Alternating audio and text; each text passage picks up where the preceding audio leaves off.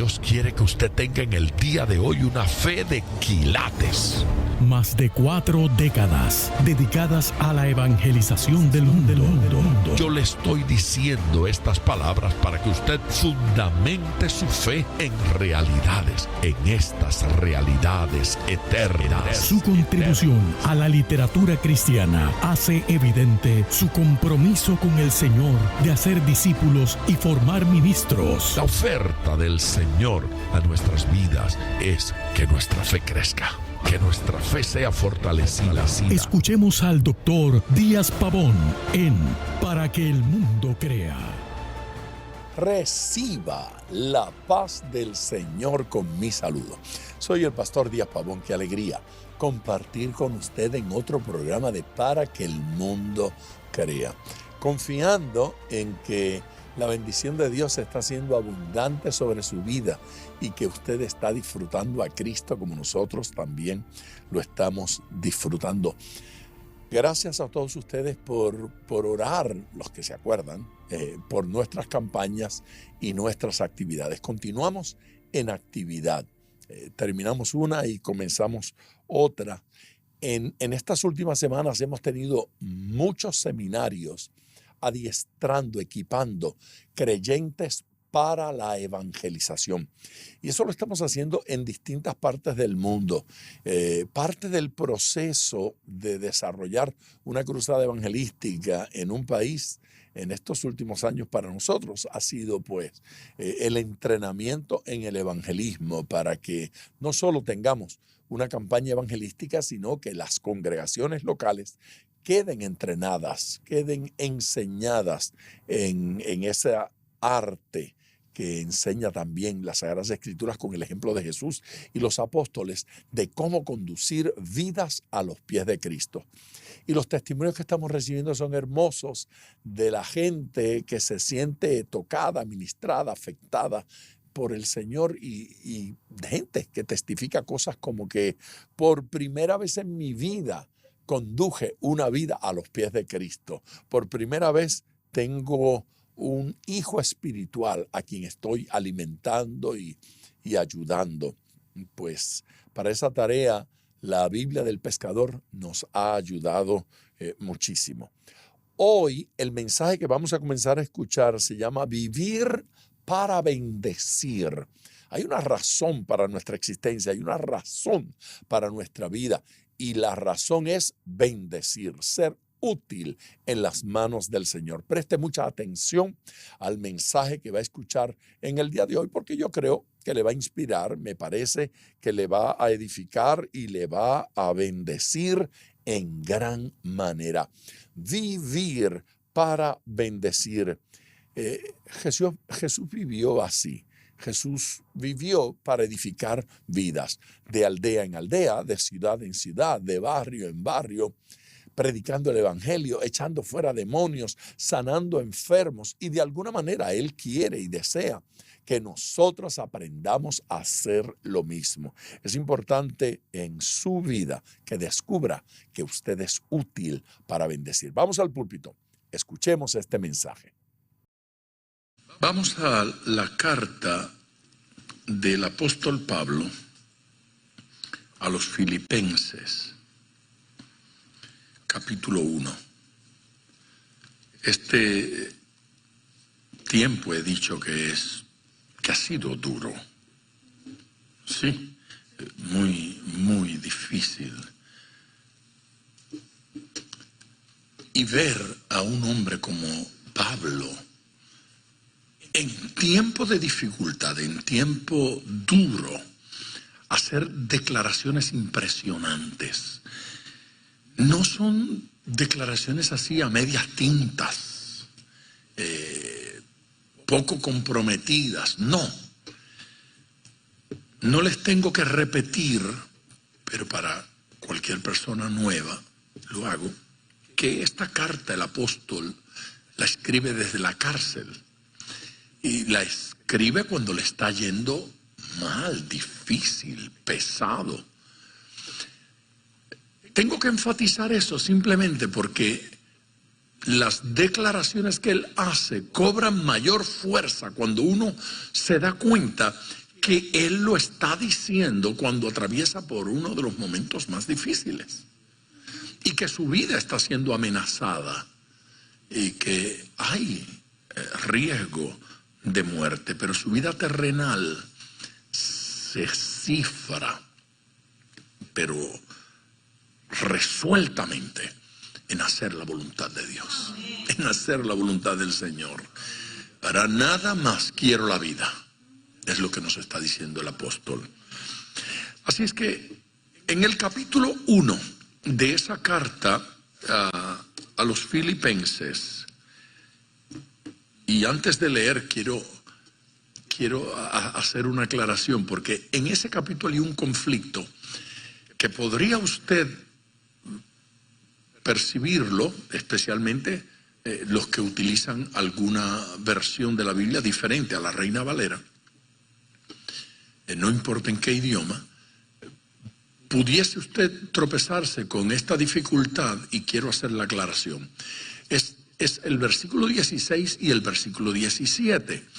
Y es que alguna versión, el versículo 16 va a ser el 17 y el 17 va a ser el 16. ¿Qué tal? Sí. ¿Alguien utiliza una Biblia que no sea la Reina Valera? Y la tiene ahí, una versión internacional, ¿sí? NTV. Mi versión, la Reina Valera, en el versículo 16-17, los unos anuncian a Cristo por contención, no sinceramente, pensando añadir aflicción a mis prisiones, pero los otros por amor, sabiendo que estoy puesto para la defensa del Evangelio. Se dan cuenta que en la NTV y en la NBI están invertidos esos versículos, que el 17 es el 16 y el 16 es el 17. Usted quiere que yo le explique por qué, ¿verdad? Pues no. Nadie sabe por qué. Simplemente la información que tenemos es que en algunos de los manuscritos el 16 viene después y el 17 primero. Se invirtieron en algunos de los manuscritos. ¿Por qué? Pues que no sabemos. No sabemos por qué en algún lugar ocurrió eso. Especular, sí, ya usted sabe que la Biblia no se escribió en computadora, ¿sí? A mano, y las copias se hacían a mano, leyendo y copiando aquí. Pueden haber ocurrido muchas cosas, entre otras, alguien cuando iba a escribir el 16, el mecherito que no estaba alumbrando bien o estaba cansado y comenzó a escribir el otro versículo. Y ya cuando se dio cuenta que se había equivocado, debe haber escrito el otro número y el otro versículo y tal vez le puso una flechita. Este va aquí y aquel va allá. Pero el otro que iba a hacer la copia ignoró la flechita.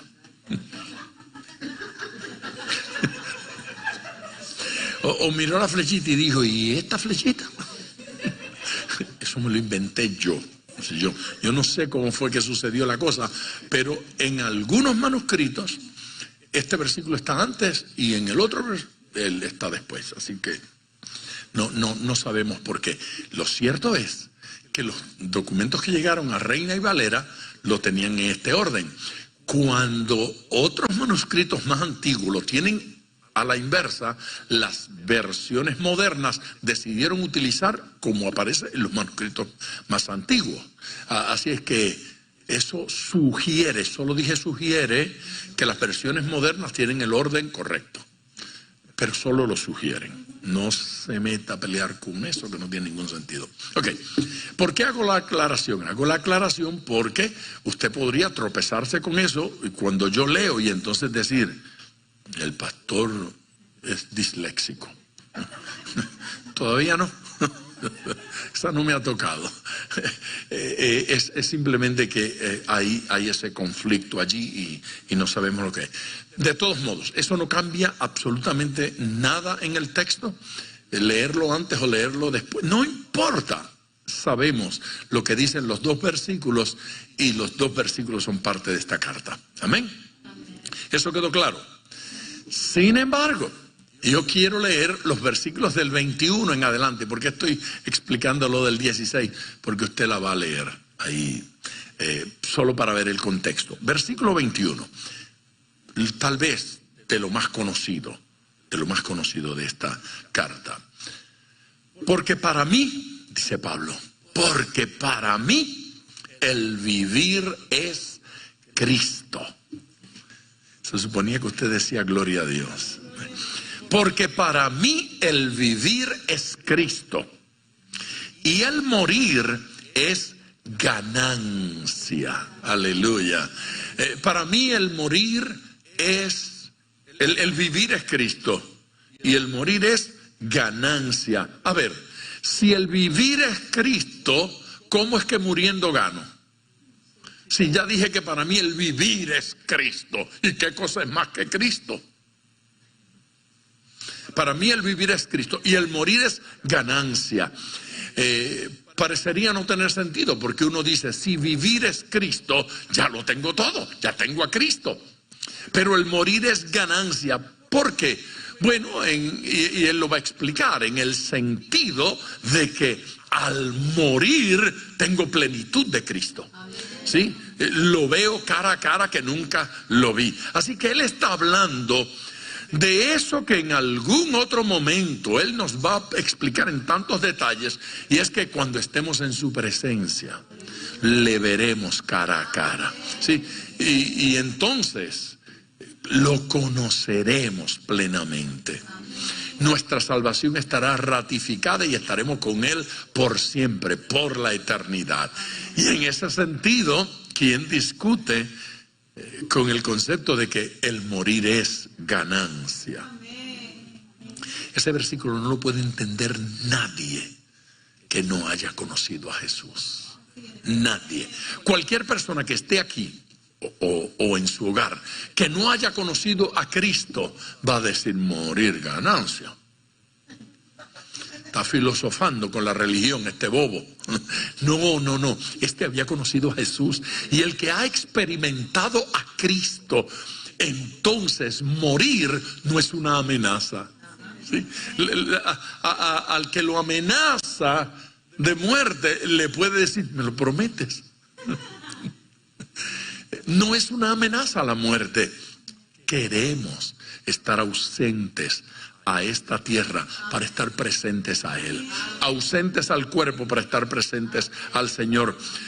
Mas si el vivir en la carne, y ese más dice, a pesar de que lo que dije en el versículo anterior es así, a pesar de eso, mas si el vivir en la carne resulta para mí en beneficio de la obra, no sé entonces qué escoger. Esa expresión debe provocarnos la imagen de una balanza con dos platillos. Y en este platillo estoy colocando las razones por las cuales es bueno estar en la presencia del Señor allá en el cielo. Y del otro platillo, las razones por las cuales es bueno estar aquí en la tierra. Después de una declaración como la del versículo 21, no hay nada que escoger.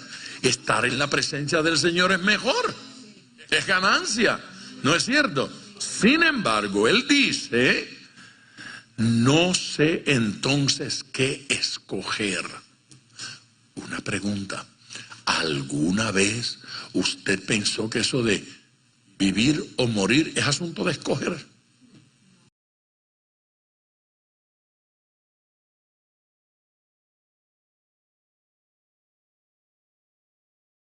Yo conocí a un hombre del cual yo he hablado, un mexicano precioso, llamado Roberto Fierro.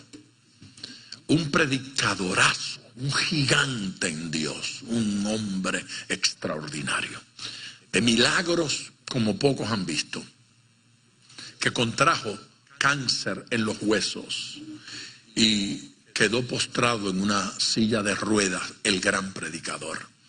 Cualquiera hubiese dicho, un predicador que enseña la sanidad divina y ora por los enfermos, ahora con un cáncer terminal, este hombre ya no va a orar más por los enfermos. No, que va. En la silla de ruedas, yo estuve con él en campañas, en silla de ruedas, corría de un lado al otro en la plataforma, se acercaba a la orilla, que uno se ponía nervioso porque creía que se podía caer con la silla de ruedas. Llegaba a la orilla y ahí oraba y le ponía las manos a la gente y reprendía la enfermedad, reprendía el cáncer. Y él tenía cáncer. Ese hombre sí vivió años con un cáncer que le había comido los huesos.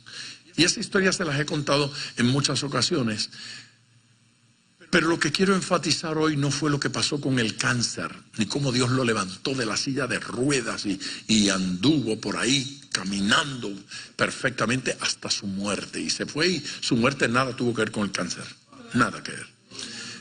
Pero cuando un día me llamó de un hotel, me dijo, estoy aquí porque estoy ministrando un grupo de empleados de este hotel y me gustaría verte. Y tuvimos una linda conversación.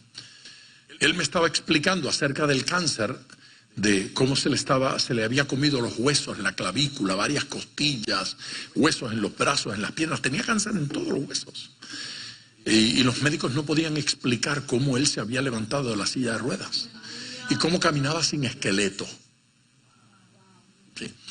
Y detalles que no puedo contar hoy, cuando menos.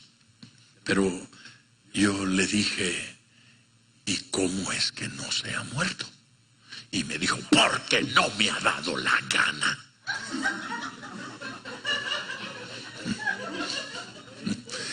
Y casi me muero yo. Porque no me ha dado la gana. Todavía no. Tengo cositas que arreglar en esta tierra. Y me habló de algunas que no me es dado publicarlas. Yo quedé impresionado con él porque le creí.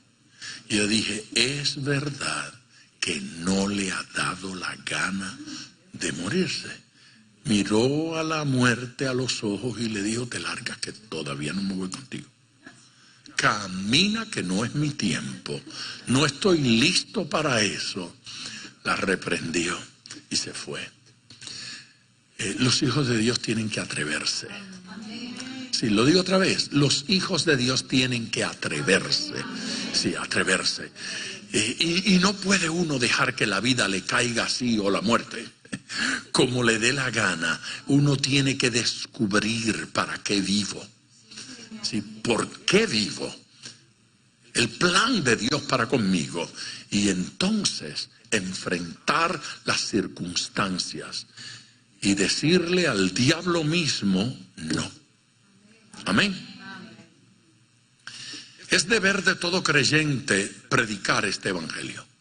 Es deber de todo creyente compartir la palabra de Dios. El Señor dijo a toda criatura. Amén. A toda criatura. Ese versículo de Marcos 16:15, hay que predicar este evangelio a toda criatura, pero dice, en todo el mundo. Así es que, ¿dónde? En todo lugar. ¿A quién? A toda criatura. Y Jesús fue ejemplo de eso. ¿Conocía Jesús la teología como para enseñar profundidades que nadie había enseñado? Pero su ministerio fue muy fuerte en lo evangelístico. Alguien podría decir, eso de evangelizar, eso es el ABC, eso es lo sencillo. Oh, no, usted está equivocado. Nacer de nuevo no es un milagro sencillo. No hay nada más importante en la vida de un ser humano que el gran milagro del nuevo nacimiento. Morir al pecado, nacer a una nueva vida Ese es el milagro más extraordinario que alguien puede experimentar, el de la conversión.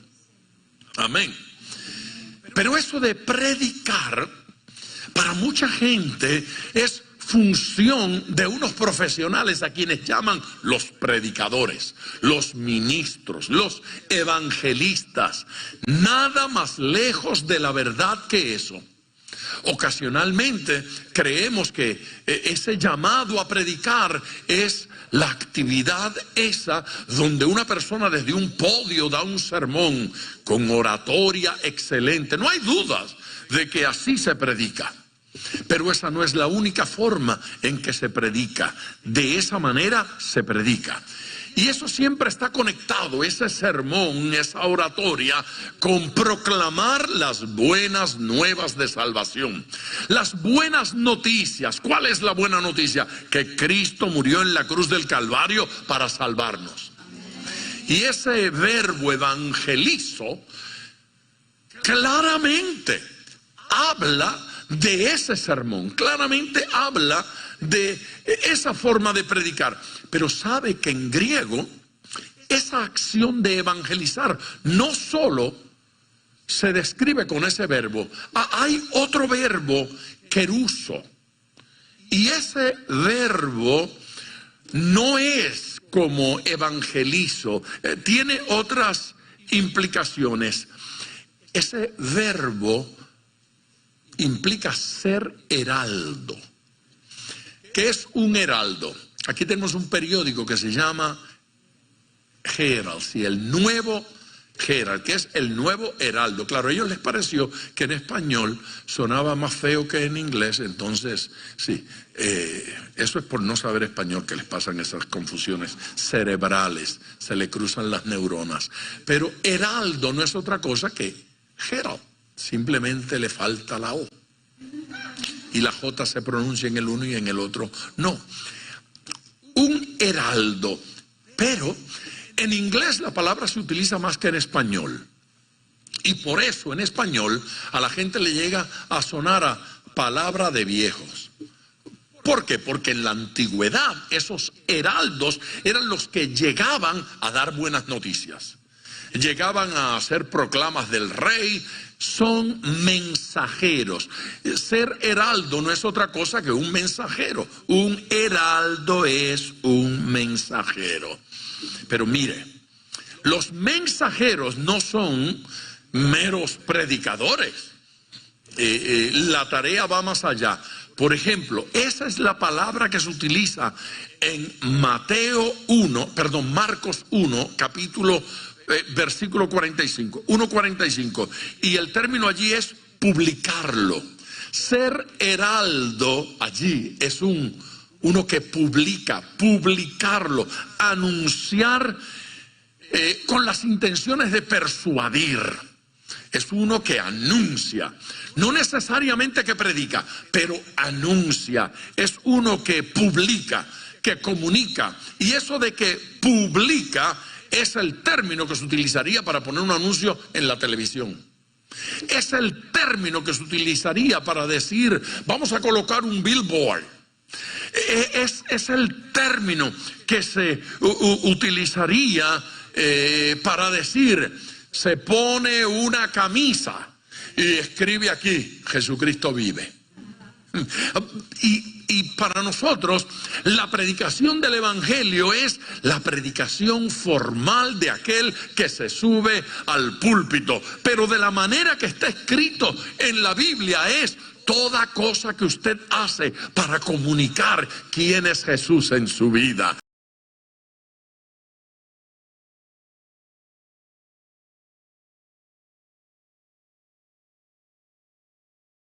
En Lucas capítulo 4, el versículo 18, nuevamente utiliza el término, pero allí lo traduce como pregonarlo.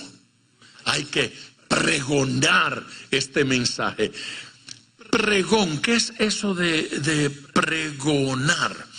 Pregón es, ¿han visto a la gente con los megáfonos? ¿Sí? Y gritan consignas. Sí, nosotros hacíamos cuando estábamos en la escuela, en high school, en escuela superior, secundaria, teníamos un grupo que lo llamábamos la confra. Eso era la confraternidad de jóvenes cristianos. Entonces, la confra, agarrábamos un megáfono y nos íbamos por las calles pregonando y gritábamos cosas como: no habrá paz, no habrá paz. Y los muchachos contestaban: si el pecado no se va. Y nosotros: si el pecado no se va. Y ellos gritaban: no habrá paz, no habrá paz. Y corríamos las calles del pueblo marchando, 40, 50 muchachos. No habrá paz, no habrá paz. Si el pecado no se va, si el pecado no se va, no habrá paz, no habrá paz. Eso era bueno. La gente se acercaba para ver que estaban pregonando ese poco de locos. Eso es lo mismo que hacía un señor en mi barrio que iba con un madero grande, con un poco de pescados al frente y atrás, lo llevaba en el hombro, sí, y él pregonaba: pesca, pescado. Y la gente salía. Tienen la capacidad de decir eso que se oye, no, sin megáfono, pero lo tienen integrado. Pesca, pescado. Y la gente salía a comprarle porque era pescado fresco. Y con un carrito, otros con un poco de vianda, ¿no es cierto? En Ecuador andan con una canasta gigante, andaban cuando yo vivía allá, una canasta gigante en la cabeza llena de pan. Yo no sé cómo lo logran, pero van por ahí gritando y ellos dicen cositas y la gente sale a comprarle panes, dulces y cosas especiales. Son pregoneros. Ok, aquí lo que dice es que este evangelio tiene que ser pregonado. ¿Sí? Que hay que pregonarlo. A quien no encontró en la anterior una forma de comunicar el evangelio, que le encuentre aquí. La idea es divulgarlo. Amén. Vocearlo, hay que vocearlo. Y alguien puede decir: no, a mí me gusta como el predicador fulano de tal predica. No me gusta como aquel loco allá en la plaza. Aquel loco Dios lo autorizó. Dios dijo: así también. Amén. Así es que como uno que suena loco, como Juan el Bautista, Dios dice: así me gusta. Otro es como Apolos, el gran predicador, y Dios dice: así también lo apruebo. Amén. ¿Sabe que ese término pregonar de Lucas 4:18, ese término es el mismo término de cacarear? Cacarear. ¿Qué es cacarear para usted? Claro, lo que hace la gallina cuando pone el huevo, cacarear, ¿no es cierto? ¿Y qué es lo que está haciendo la gallina? Voceando, cacareando, está diciendo, está proclamando, está pregonando al mundo: he puesto un gran huevo. Claro, ella, como no habla español, dice: cara, cara, cara, cara, cara. Estrellita lo tiene ahí en el teléfono de ella. El teléfono de Estrellita cacarea. Está, sí, el teléfono de ella cacarea. Llámela para que vea. Ahora no. Cacarea. Y allí dice que nosotros debemos cacarear. Amén. Que podemos cacarear que Jesucristo es el Señor. Por favor, hay que darle gloria a Dios. Eso de cacarear no es exclusivo de las gallinas. Ella cacarea porque ella proclama, ella está pregonando lo que hizo. Pero cacarear significa alabar. ¿Qué tal?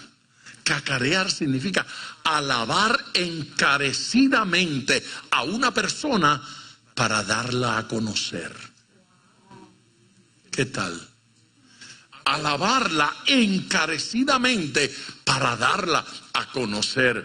Así es que allí está diciendo, quiere predicarle a su gente: alabe a Jesús públicamente. Sí, alabe a Jesús. Es decir, que cuando esos muchachos pegan un jonrón y cuando van corriendo de primera hacia segunda hacen: están predicando a Cristo, están cacareando. ¿Quién es el Señor? ¿Quién me dio la fuerza para conectar? Amén. Amén. Usted ha visto cómo un muchacho en el fútbol anota, gana el juego, es campeón, y mientras otros están brincando, él se tira de rodillas a llorar y a darle gloria a Dios. Está cacareando quién es su Señor. Y alguien puede decir, eso de los deportes es pecado. Pues será pecado, pero hay otras cosas que hacemos que son pecado. Nada más con el testigo. Lucas, en el capítulo 2 y versículo 1, dice proclamarlo. Sigue siendo el mismo verbo, pero se traduce proclamarlo. Y allí tiene la idea de formalidad. Allí tiene la idea de un documento que firma un alcalde, un senador, un legislador, que firma el presidente formal. La idea es formalidad, autoridad es la idea. Así es que Dios va a utilizar gente para hacer cosas de esta manera. Debe oírse y debe obedecerse. Y quien tiene autoridad hace la proclama. En el año 1864, en este país comenzó a decirse la frase, "In God we trust". ¿Sí? En Dios confiamos. Pero no fue sino hasta el importantísimo año 1956, muy importante ese año, 1956, que el presidente Eisenhower firmó la ley.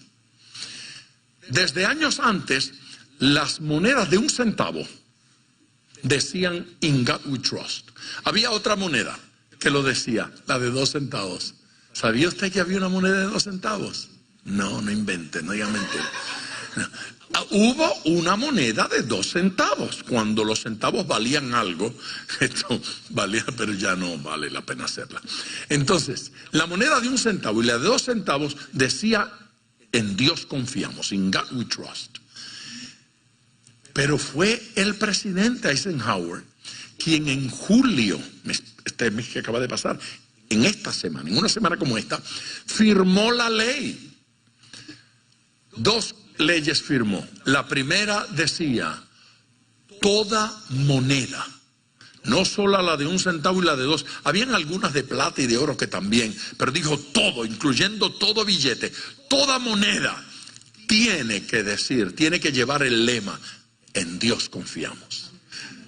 Eso nos debe alegrar como nación. "In God we trust". Y firmó una segunda ley. Y la segunda ley dice que el lema oficial de esta nación es este: "In God we trust". Ese es nuestro lema como nación, como país. No siempre lo honramos. Mire, dato curioso. Para ambas leyes, Senado y Cámara votaron unánimemente aceptándolo, unánimemente. Si lo llevan a votación hoy están divididos. Sí, se dividen. Es curioso, unánime. Ya en nuestro país se hacen muy pocas cosas unánimemente. Hemos perdido el acuerdo, hemos perdido el norte, hemos perdido el sentido de hacia dónde debemos ir. Y hoy, si lo llevan a votación, les aseguro que aquí hay gente que va a votar en contra de que la moneda diga "In God we trust". Y se buscarían otro lema para la nación, un lema como "Todo es según el color del cristal con que se mire". Nada es verdad ni mentira. Sea lo que a usted le dé la gana. No, así no es la cosa. Fue el presidente Reagan el que en una Navidad dijo: "Y en caso de que usted no sepa de quién habla allí cuando dice Dios y qué es lo que estamos celebrando en esta temporada, sepa que ese Dios tiene por nombre Jesucristo". Estamos celebrando su nacimiento.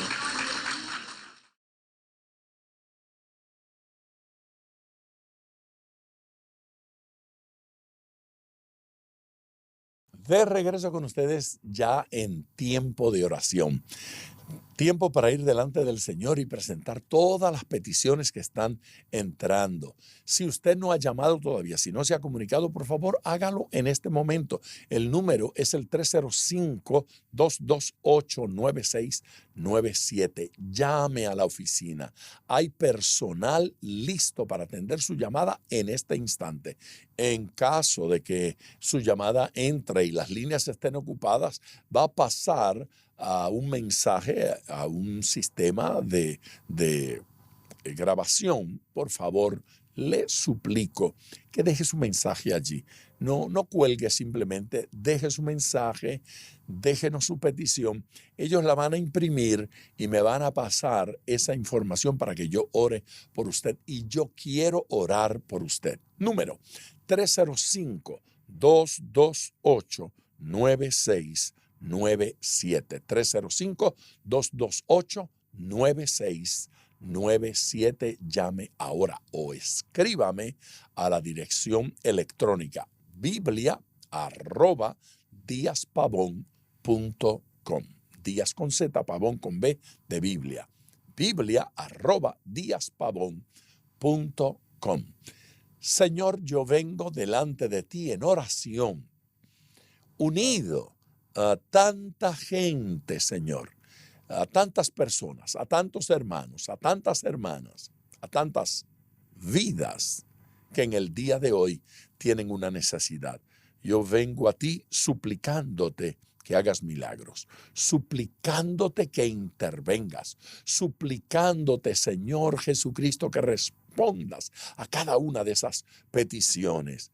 Interven en los matrimonios, Dios bueno. Sana las relaciones matrimoniales. Hay un ataque violento en contra de la niñez, un ataque violento en contra de nuestros jóvenes. Señor, da gracia a nuestros jóvenes y a nuestros niños para avanzar en el sistema de educación sin ser contaminado. Que tu bendición sea sobre ellos. En el nombre de Jesús. Amén. Les espero mañana con la segunda parte de este mensaje. Bendiciones. Gracias por sintonizar Para que el Mundo Crea con el Dr. Díaz Pavón. Nuestro ministerio desea brindarle acceso a este programa descargando gratuitamente la aplicación DPM Radio. Para oración, comuníquenos su necesidad llamando al 305-228-9697. 305-228-9697 o en las redes Facebook e Instagram bajo Díaz Pavón Ministries.